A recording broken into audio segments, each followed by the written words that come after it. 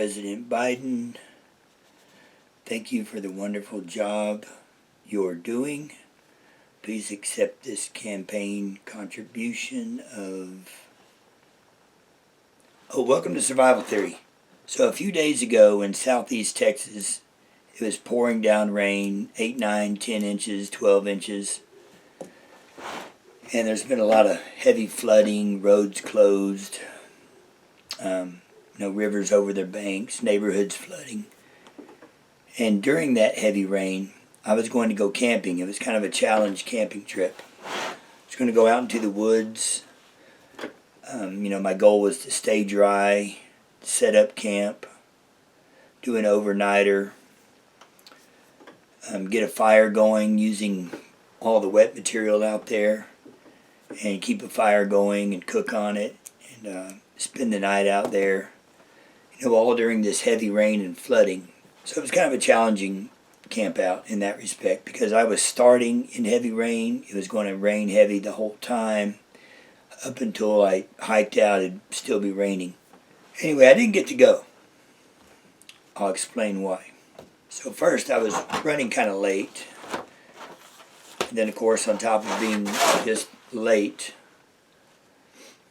I had to go slow because of roads, a lot of slow drivers, a lot of high water.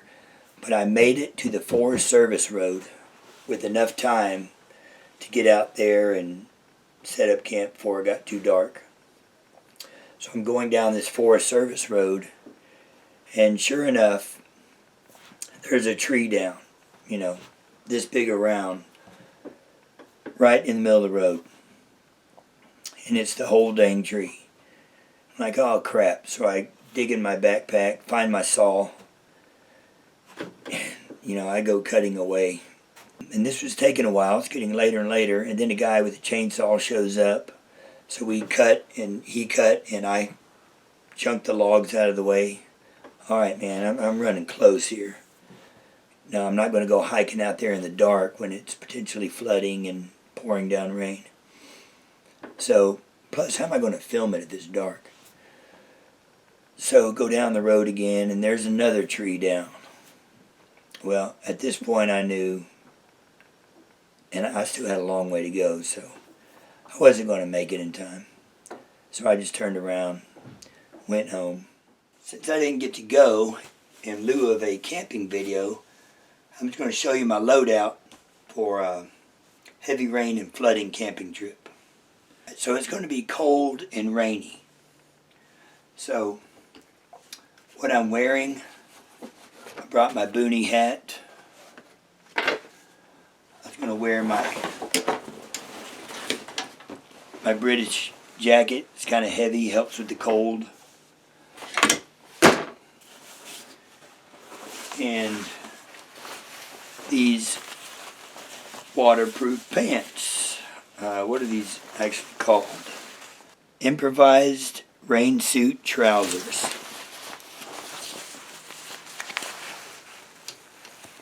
These are pretty awesome, but I hardly ever get to wear them, or hardly ever need to. And I definitely like to wear these during the rain, especially when you're tromping through the woods. Because if you just put a poncho on, you're going to be soaked. Of course, knife on my belt. And I brought this canteen. That's the only water I had, was this canteen. It's raining, so I don't have to worry about water. I just need to purify it. And as far as the clothing, I was wearing clothing that would keep me warm, but not too warm, because I knew when I hiked, I would warm up, and under that poncho, you actually start to condensate and sweat. So I kept the clothes to a minimum under that poncho. Military style poncho. Got this chair here, one of these ultralight chairs.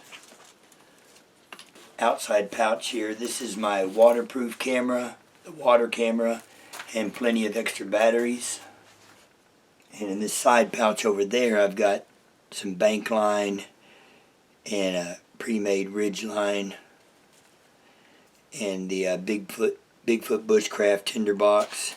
I've got it filled with birch bark and the Bigfoot fire starters. This is the headlamp. This This is the, what do you call it, the Vaunt rechargeable headlamp.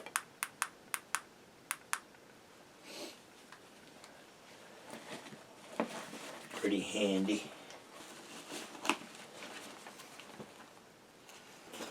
Brought a shovel.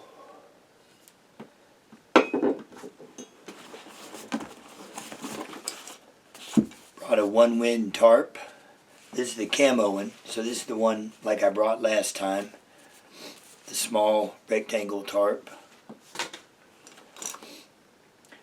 The Seeker 2 O light, very powerful light. I brought an umbrella and this thing right here. And this was my kit to be able to use my camera on the tripod. I was going to use this to position the, anyway, so it made an umbrella over my tripod so I could do filming. That would have been interesting to see how all that turned out. Of course, I got the Silky Gum Boy. And because I knew it was going to be pouring down rain, I brought the biggest ferro rod I have. Big old monster. Of course, I got this. I always have this, even though I never use it. And this has Gorilla Tape around it. And the two outer bands are electrical tape.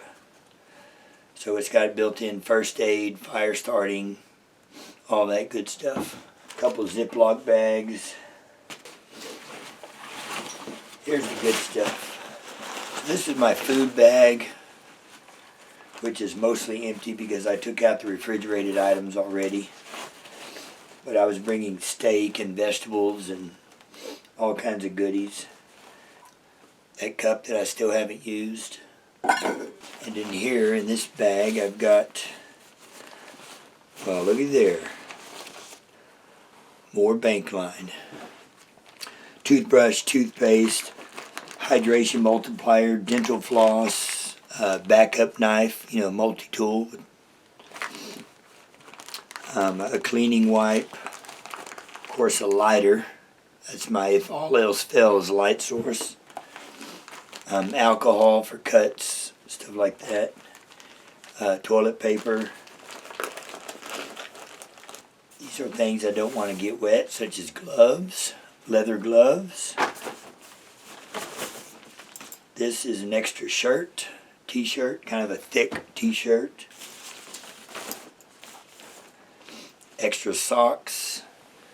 You know my socks are going to be soaked in no time. Extra underwear. And my camping light. It's more of a filming light. I like to set this up and use it for filming because it lights up a large area. The jet boil and mini stove here. Like I said, if I can't get a fire going or if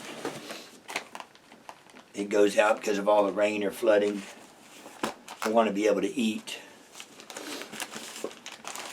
So in here, I actually brought the titanium stuff. I haven't used this yet. Now I've got this towel in here, not only to dry my hands, but it keeps this quiet so it doesn't rattle. But this is all titanium stuff. I brought some spices, things like that. Titanium pan, titanium spoon. AquaQuest 10x10 light seal nylon. Because I'm going to have a fire and it will be raining. So I was going to separate the tarps, one for me and gear and processing wood and activities, and then this stretched out high above the fire so it can stay lit. And of course an insulated sleeping pad. More this sleeping gear. Now it was going to be cold, so I brought the get out gear down puffy blanket. Very lightweight and will keep me warm. Schmog, of course. And the old inflatable pillow and snake bag trick.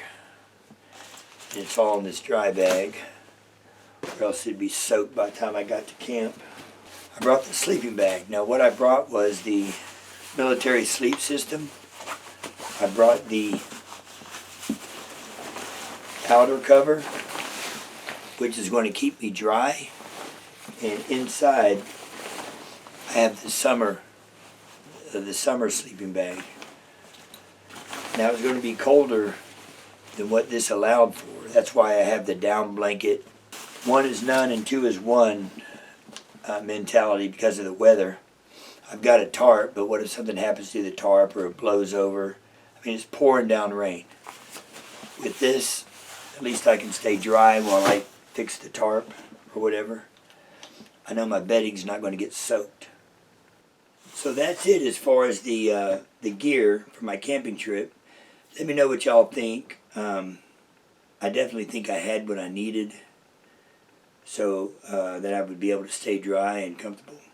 Alright, so thanks for watching Spot Theory. Be sure to like, subscribe. See you next time.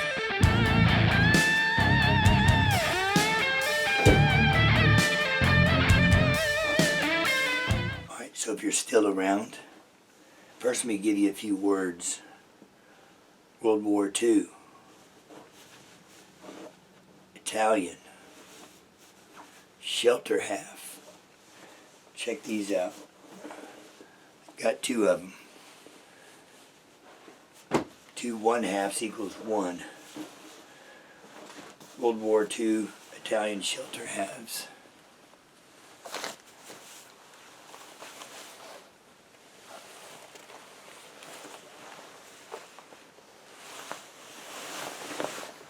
So I'm dying to do a camping trip with these.